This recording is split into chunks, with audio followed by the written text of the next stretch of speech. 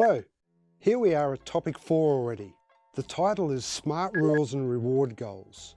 In this video we talk about an old favourite of many, the Smart Goal Setting tool. But we incorporate it with a more modern flavour, leveraging off the gaming world and what has been the phenomenon that's made this so popular with the millennials and the iGen groups. And remember that we're using this approach in the context of delegation, i.e. how do we get the buy-in and positive sustainable action towards achievement of these delegated tasks. There's much debate today about the SMART approach and setting goals, whether it still works with the younger generations or not.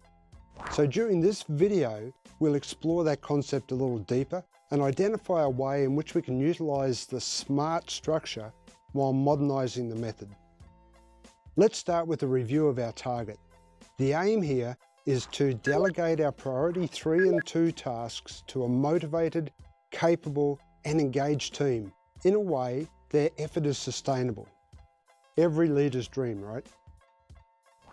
Well, if you've been with us since the beginning of this series, you should be starting to realize that there isn't just one single fast cure-all to this equation. Rather, it's a combination of carefully coupled actions, i.e. basic skills, which enables the leaders to excel. And a large portion of that success revolves around your team's performance. So in topic 2, we spent time exploring the 7 key triggers for motivating each individual. In topic 3, we took one step further and spoke about assessing each task's complexity and the team's skills before deciding on which tasks were best suited for each team member. And do you recall in topic 3 in the video, we also were very careful to add in those activities of choice.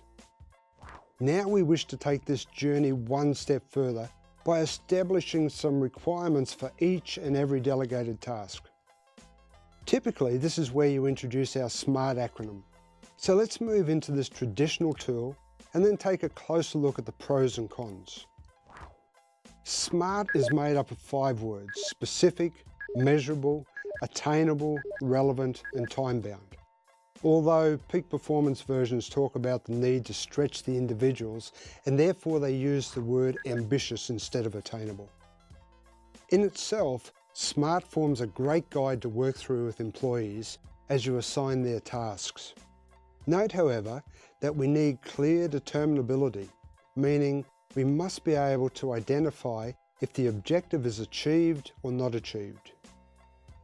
It's really of central importance.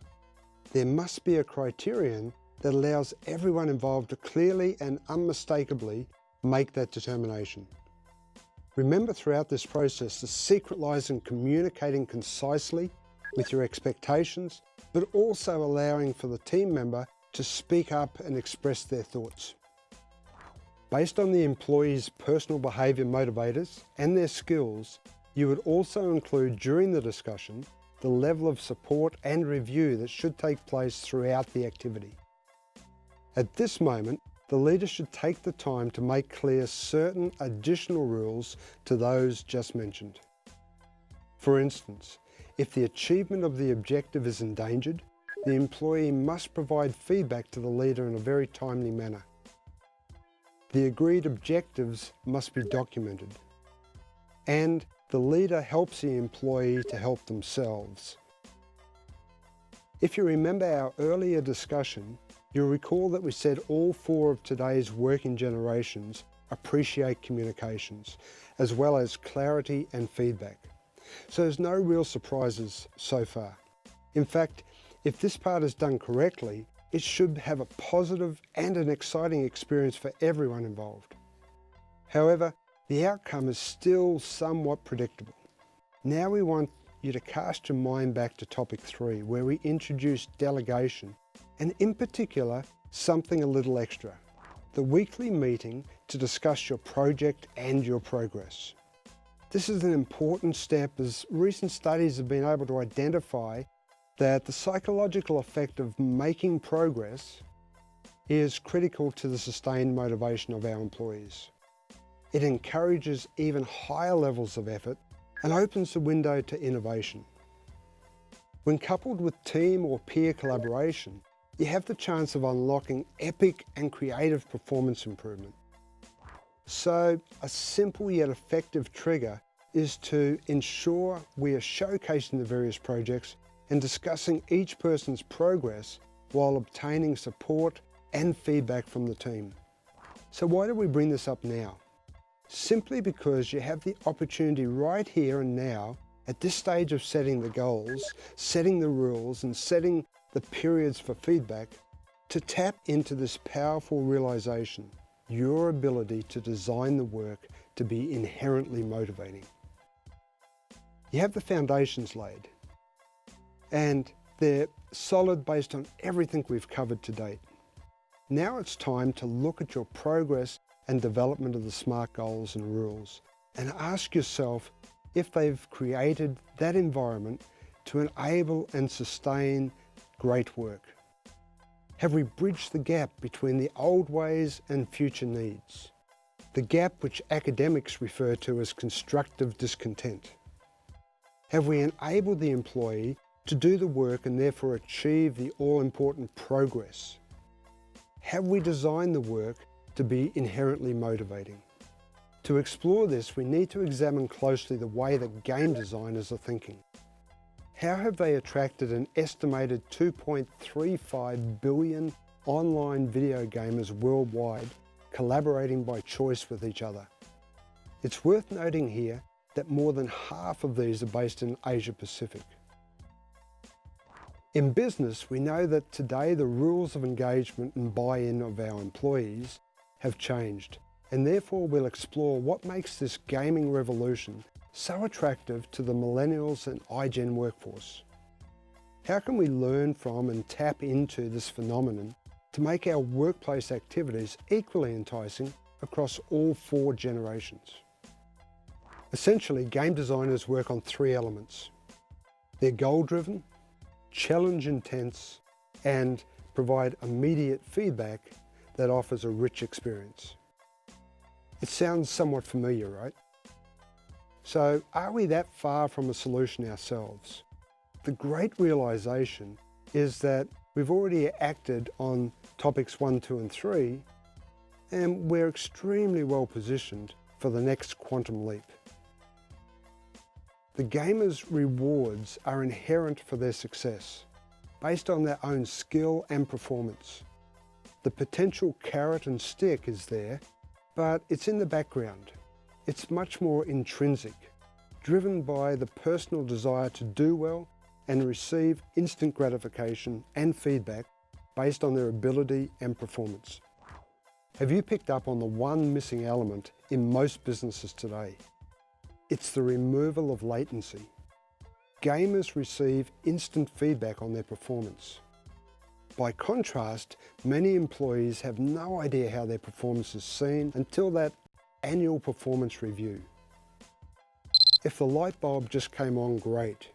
Do you see now the connection between the weekly progress and the team collaborative meetings?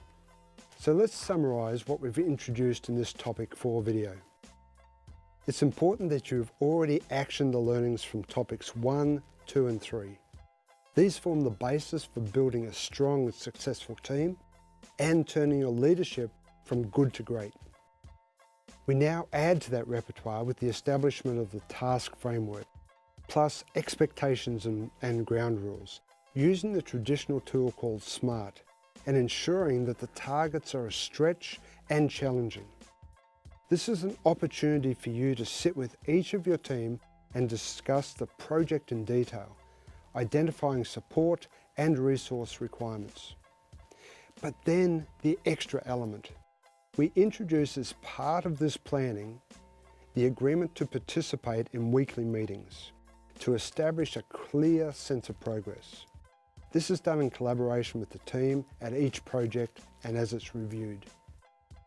For anyone familiar with project management and the technique called Agile, you'll see some similarities here with sprints and regular update meetings. This then enables the icing on the cake, the game changer from the past incorporating of the missing item, through that weekly meeting, employees receive that almost instant gratification and feedback as experienced and wanted in our gamers world. And you probably expected by now, there's some secrets to the way that we need to offer this feedback. In the gamers world, it's very black and white. Succeed and win, you fail, you lose. Do we or should we take a similar harsh approach with our employees and the projects when they're not going so well? Most typically, not very often. In fact, it goes against what we've already introduced. Instead, we offer feedback which doesn't become stuck on the problem and the reasons why not, but we turn our attention to what needs to be done to get the project back on track. So more on this in our next topic, feedback strategies. We look forward to having you join us again for the vital and final step in establishing a high-performance team through genuine leadership. These are the basic skills, but coupled with the latest learnings of neuroscience, if you're able to put them into practice, then you'll truly separate yourself from the pack. So bye for now and see you next time.